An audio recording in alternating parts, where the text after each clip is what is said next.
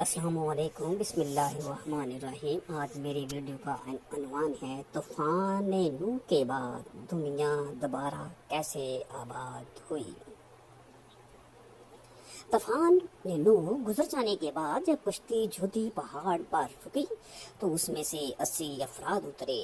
اس بارے میں حضرت عبداللہ بن عباس رضی اللہ تعالیٰ عنہ سے روایت ہے کہ طوفان نوح گزرنے کے بعد 80 افراد کشتی سے اترے۔ انہوں نے اور ان کی اولاد نے زمین کو نئے سرے سے آباد کیا۔ وہی لوگ طوفان گزرنے کے بعد اس دنیا کے باشندے تھے۔ حضرت امام ابن عساکر رحمۃ اللہ اپنی کتاب تاریخ دمشق لاب بن عساکر میں لکھتی ہے کہ حضرت آدم علیہ السلام کے دنیا میں تشریف لانے سے لے کر اب تک 9288 سال گزر چکے ہیں، اور حضرت نوح علیہ السلام اور حضرت موسیٰ علیہ السلام درمیانی وقفہ 1900 سال کا ہے۔ حضرت آدم اور حضرت نوح علیہ السلام کے درمیان 1142 سال کا فرق ہے، یعنی حضرت آدم کی وفات کے تقریباً 1420 سال بعد طوفان نوح کا عذاب دنیا پر واقع ہوا۔ جب یہ 80 لوگ کشتی سے اترے تو یہ شروع میں بابل کے ارد گرد آباد ہوئے، اور وہاں انہوں نے ایک بازار بھی قائم کیا جس کا 100 شمانیر یعنی 80 افراد کا بازار کہا جانے لگا۔ شروع میں یہ مختلف زبانیں بولتے تھے، پھر اللہ پاک نے ان پر کرم کیا اور ان کو ایک نئی زبان عربی سے متعارف کروایا۔ حضرت نوح علیہ السلام کی اولاد کے بارے میں 2 روایات پائی جاتی ہیں۔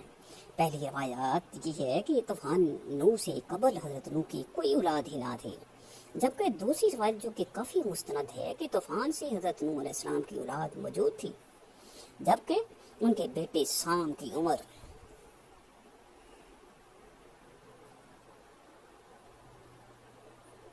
98 برس تھی۔ یہ یاد رہے کہ طوفان نوح میں تمام انسانیت کو اللہ پاک نے ہلاک کر دیا، سوائے ان 80 لوگوں کے جو کہ حضرت نوح علیہ السلام پر ایمان لائے اور کشتی میں سوار ہوئے۔ آج یہ ساری دنیا نسل نوح علیہ السلام ہی مانی جاتی ہے۔ اللہ پاک قرآن پاک میں فرماتا ہے، اور ہم نے اس کو اولاد کو باقی رکھا۔ حضرت ابن عباس رضی اللہ تعالیٰ عنہ سے روایت ہے کہ حضرت نوح کے 4 بیٹے پیدا ہوئے، سام،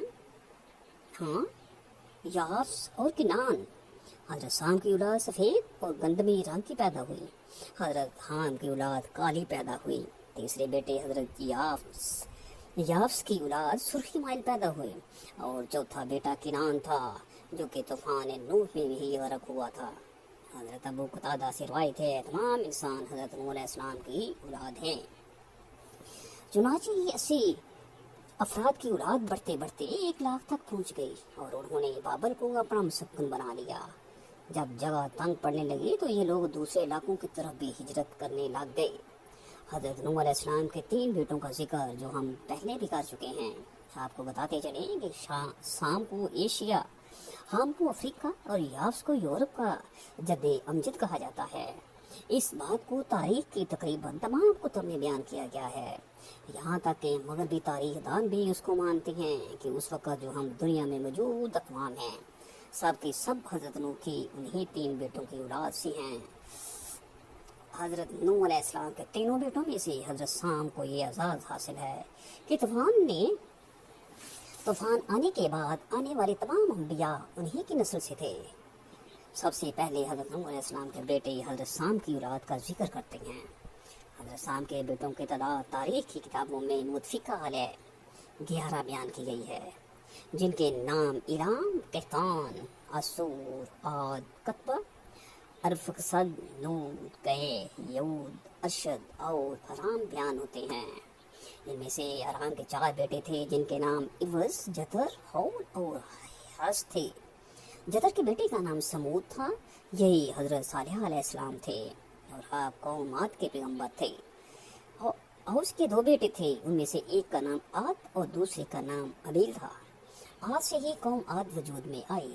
ابیل کے بیٹے یسرب نے ایک بستی آباد کی تھی جو اس کے نام کی مناسبت سے یسرب مشہور ہوئی، لیکن جب نبی اکرم صلی اللہ علیہ وآلہ وسلم نے مکہ سے یسرب ہجرت کی تو اس کا نام مدینہ منورہ رکھ دیا گیا۔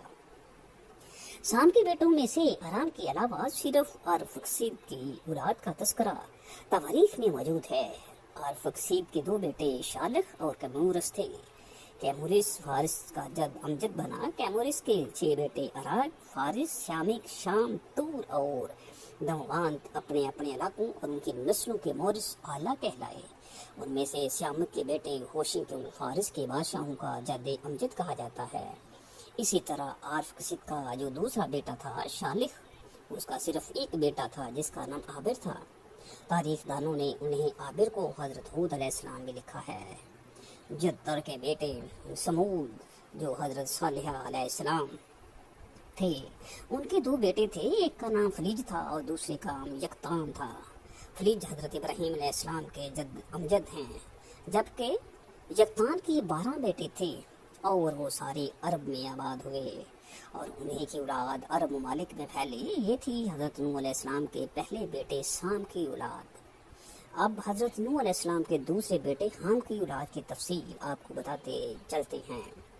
हजरत हाम के 10 बेटे थे। उनके नाम आकूश, हबश, नाम, बोया, फूद, अफरंज, सिंध, किनान, हरमिस, मिस्र और हिंद थे। इनमें सिंध की औलाद ने सिंध, किनान की औलाद ने किनान यानी शाम, मिस्र की औलाद ने मिस्र, हबश की औलाद ने हबशा और हिंद की औलाद ने हिंद को आबाद किया। इसी तरह से मिस्र को मिस्रियों का जद अमजद कहा जाता है। इसके बेटों के नाम बुदमी, अनासी, लयामी, नफूसी, फतरूसी, कसलूजिया और कफ्तूरी बयान किए गए हैं। हाम का एक बेटा हिंद जिसको हिंदुस्तान का जद अमजद कहा जाता है। इसके 4 बेटे थे जिनके नाम पूरब, दक्कन, नहरवाल और बिंग थे।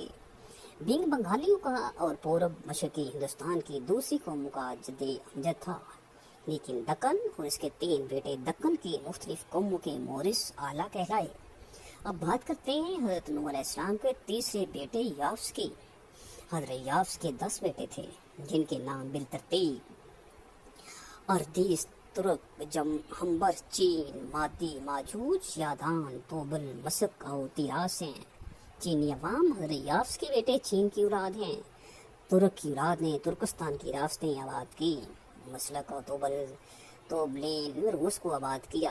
अभी भी रूस में ये 2 शहर मौजूद हैं। अल्लाह अकबर। देखिए मेरी अल्लाह की शान, कैसे हजरत आदम अलैहिस्सलाम से इंसानों की इब्तदा की और फिर तूफान नूह में एक दफ़ा इंसानों को ख़त्म कर दिया और इस तरह फिर दोबारा तूफान नूह के बाद करोड़ों इंसानों को पैदा कर दिया। बेशक ज़मीन और आसमान बल्कि उस पूरी कायनात का अल्लाह ही खालिक और मालिक है। हमारे लिए कितनी शर्म की बात है कि एक ही जद अमजद होने के बावजूद हम एक दूसरे की जान के दुश्मन बने हुए हैं। अल्लाह पाक हम सबको हिदायत और भाईचारा अता फरमाए। वमा अलैना इल्लल बलागुल मुबीन। ये थे मेरी आज की वीडियो। पसंद आए तो सब्सक्राइब ज़रूर कर